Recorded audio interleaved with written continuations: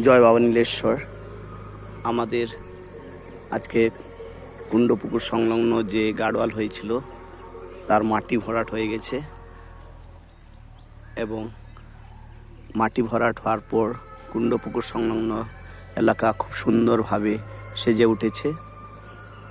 এই যে এই মাটিটাও সমান করে নেওয়া হয়েছে, এদিকে মণ্ডপদার অংশ এদিকটা সমান হয়ে গেছে। খুব সুন্দরভাবে আমাদের একদিকে কুণ্ডপুকুর সেজে উঠেছে, সংলগ্ন নীলেশ্বর মন্দির এলাকা এবং মন্দিরের কাজ চলছে দ্রুতগতিতে। মন্দিরের সামনেও আমরা যে মাটিটা ছিল সেটাও সাজিয়ে দিচ্ছি, মাটিটা স্প্রেড করে সমান করে দিচ্ছি, দিলে বৃক্ষরোপণ কর্মসূচিতে আমরা যাব।